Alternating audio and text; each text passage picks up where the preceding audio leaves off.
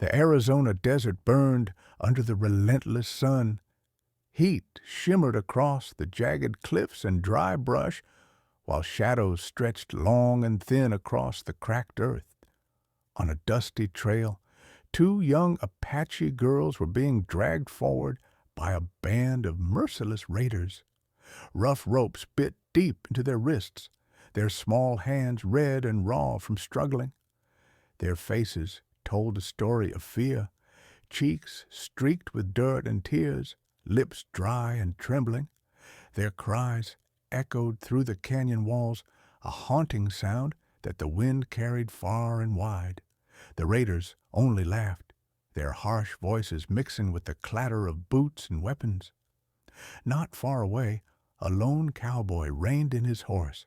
His name was Jack, a rugged man hardened by the trials of the frontier. He had heard whispers of these bandits before, men without honor who preyed on travelers and raided villages. His horse pawed at the ground, uneasy, as if it too sensed what lay ahead.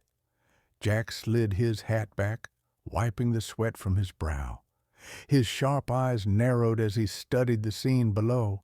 6 men, armed and confident, herded the children like cattle. Jack's jaw clenched. He knew well enough that to wait even a moment longer could mean their lives. He surveyed the canyon quickly. The cliffs gave little room to move, but the narrow path worked in his favor if he struck fast. With calm precision, he reached for his rifle. The metallic click of a bullet chambering echoed softly, a sound that steadied his nerves. Kicking his horse forward, Jack launched into a charge. The stallion thundered down the rocky slope, dust exploding beneath its hooves.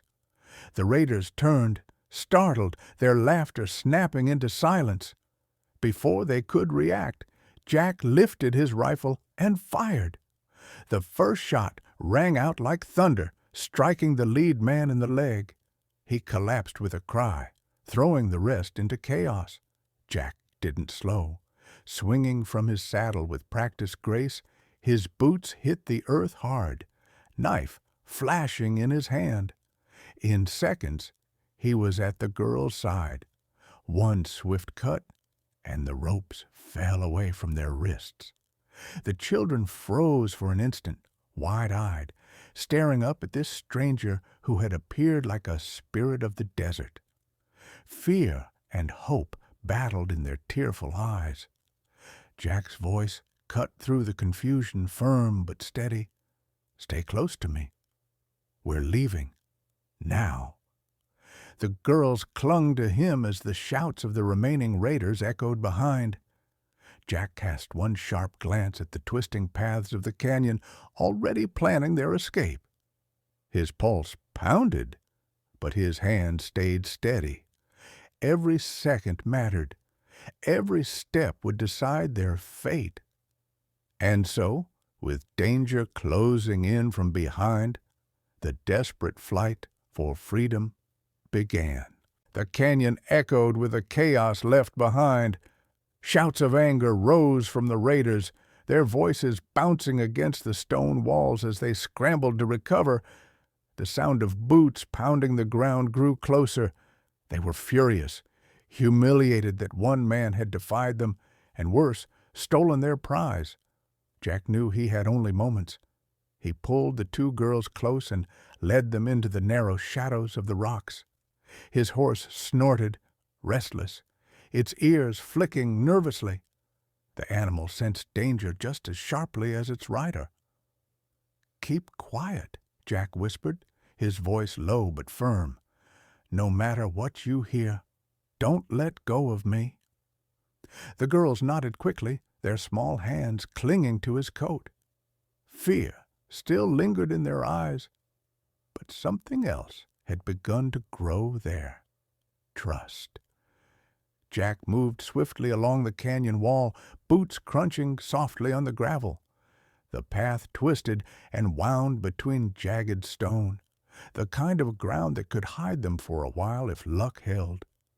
He listened carefully to the sounds behind him, the angry yells, the metallic ring of weapons, the sharp clatter of hooves. The raiders were spreading out, searching. One of the girls stumbled, nearly falling. Jack caught her before she hit the ground, his grip steady, his voice gentle despite the danger. "Easy, little one." Just a bit farther. The child swallowed her sobs, nodding as she steadied herself. Even in terror, she pressed forward, determined not to slow him down. The canyon opened slightly ahead, revealing a stretch of desert bathed in moonlight. The open land meant speed, but also exposure. Jack hesitated only a moment, weighing risk against survival. Then, tightening his hold on the girls, he made his choice. "Run," he whispered. They darted across the open plain, dust rising around their feet. Jack kept one hand on his rifle, the other guiding the children forward. The desert air was sharp and dry, every breath burning in his chest. Behind them, voices rose again. The raiders had spotted their trail. Gunfire cracked through the night, bullets whistling past with deadly speed.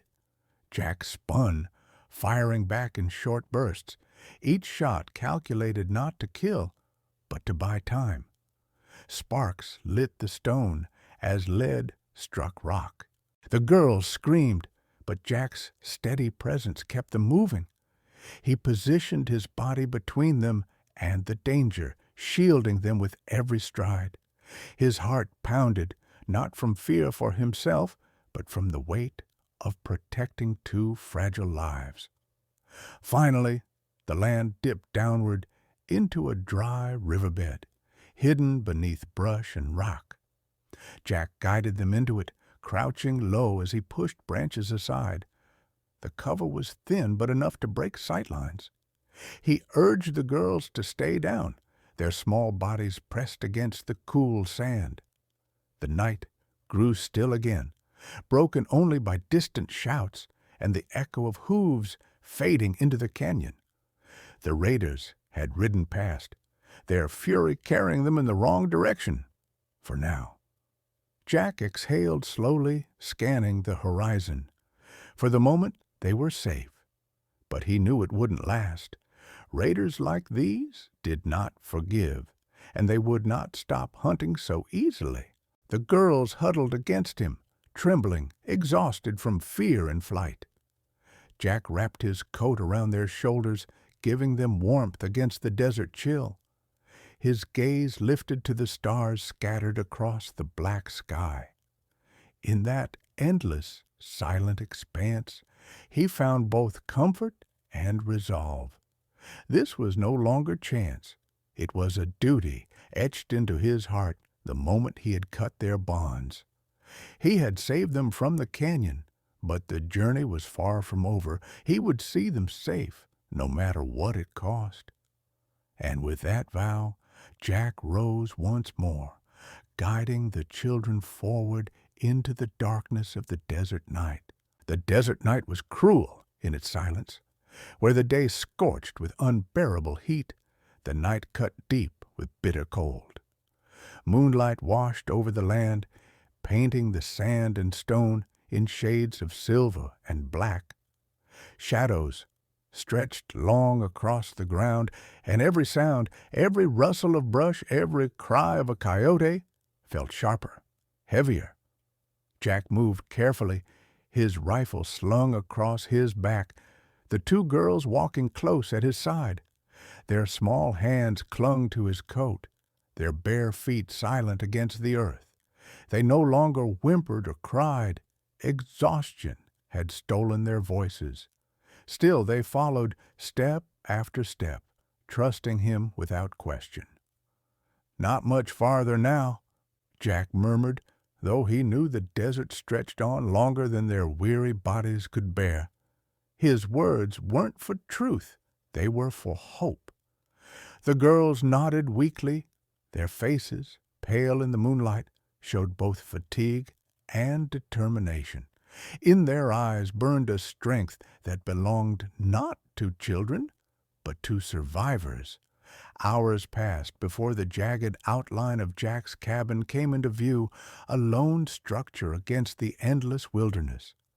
To any other traveler, it might have looked like nothing. Weathered wood, a roof patched a dozen times, a porch leaning slightly with age. But to the girls, it was a fortress, a place of warmth, of shelter, a chance at safety. Jack ushered them inside, closing the door behind him with a soft creak. The smell of smoke and pine filled the air as he lit a fire in the stone hearth. The flames spread quickly, their glow casting dancing light across the walls. The warmth reached the children at once, pulling the chill from their bones. "Sit here," Jack said, spreading out blankets near the fire. He poured water into tin cups and placed them gently in their hands. "Drink slow." The girls obeyed, their trembling fingers wrapping around the cups as if afraid they might vanish. They sipped carefully, their tired eyes never leaving Jack. It was as though they couldn't quite believe he was real, that a stranger had risked everything for them. When at last their small bodies sank against the blankets, drifting toward sleep, Jack settled himself near the window.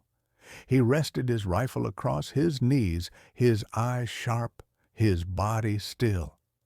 He did not let the fire's comfort lull him. He knew better. Men like the raiders he had faced did not vanish into the night. They remembered. They hunted. The desert was quiet, the stars scattered like diamonds across the black sky. For a moment, Jack let himself hope. Perhaps the children would have peace, if only for one night. But then he saw it. On the far horizon, a faint haze of dust rose into the air, growing with each heartbeat. Jack stiffened, narrowing his eyes. Riders. Many of them. He stepped onto the porch, rifle in hand, his body a silhouette against the glow of the fire inside. The sound of hooves reached him next, steady, disciplined, not the chaotic thunder of raiders. These men rode with purpose. The figures grew clearer as they approached, warriors astride tall horses, their movements controlled, their formation precise. At their head rode a man whose presence commanded the desert itself. The leader sat tall and proud, his long black hair bound with care, his face lined with wisdom and endurance. His broad shoulders and sharp gaze marked him as no ordinary rider, but a chief, a man who carried the weight of his people with every breath. Jack's breath caught as realization struck. This was no band of raiders. This was the girls' kin.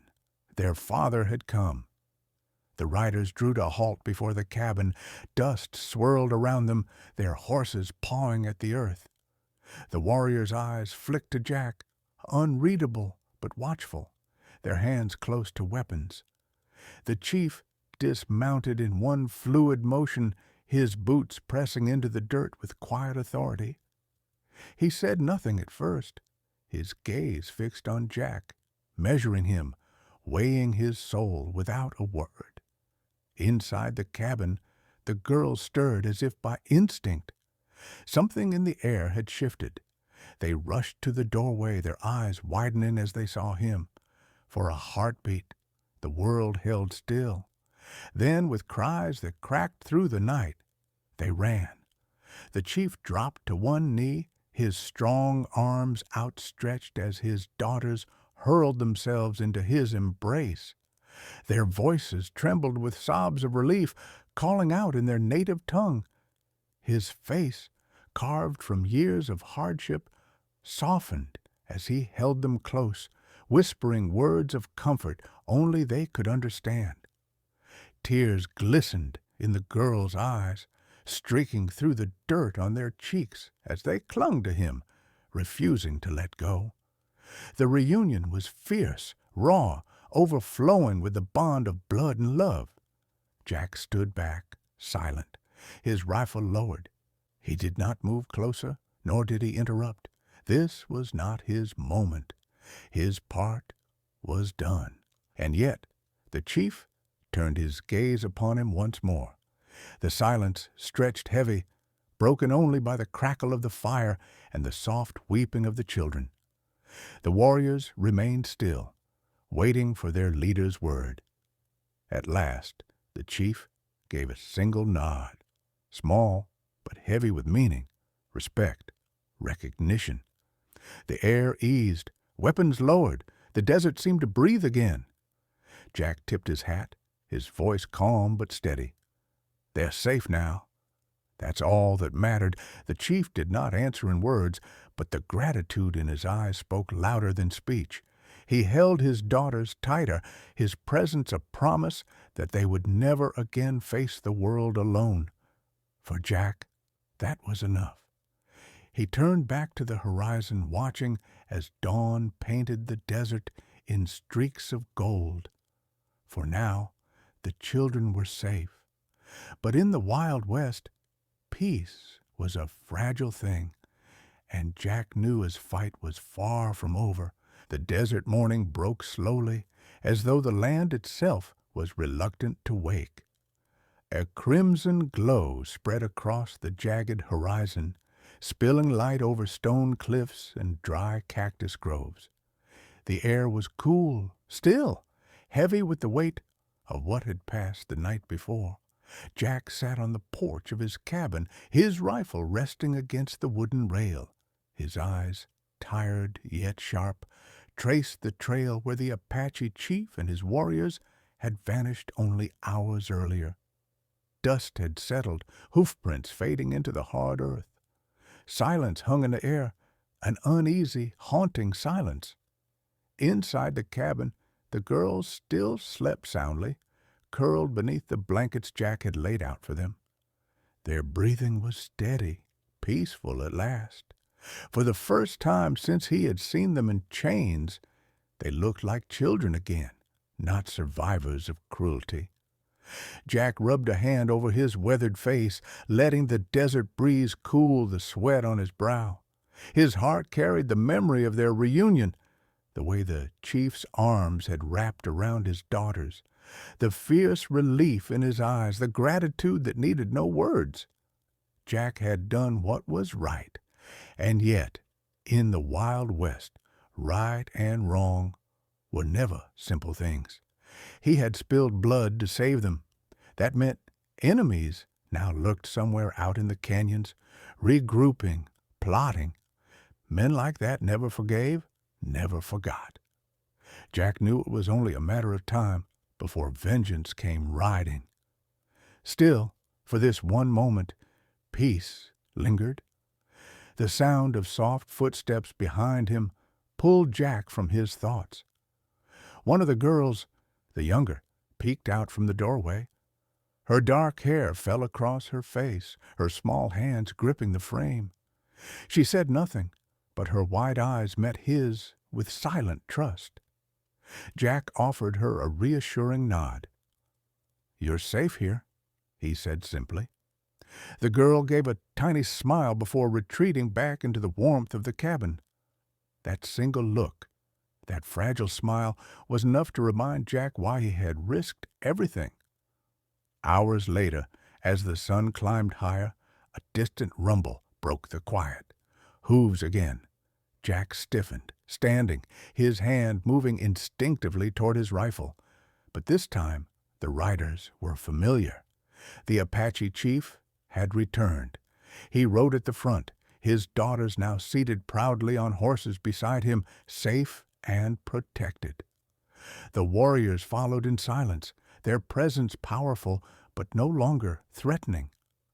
Jack stepped forward, watching as the chief dismounted once more.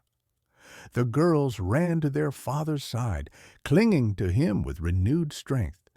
This time they smiled instead of wept. The chief approached Jack slowly. His weathered face remained stern, yet there was a softness in his eyes that had not been there before. "You faced 6 men alone," the chief said in a low, measured voice. You risked your life for children not of your blood, not of your people." Jack inclined his head. Didn't seem like a choice worth thinking twice about. The chief studied him for a long moment. The desert wind tugged at his long hair, carrying with it the distant cries of hawks. Then, with solemn grace, the chief extended his hand. For a heartbeat, the world seemed to pause. Then Jack reached out, gripping the chief's hand firmly. It was not just a handshake, it was a bond, a silent pact of mutual respect. The chief's voice carried with quiet authority. "You are not just a cowboy. Today you are a brother." The word struck Jack harder than any bullet.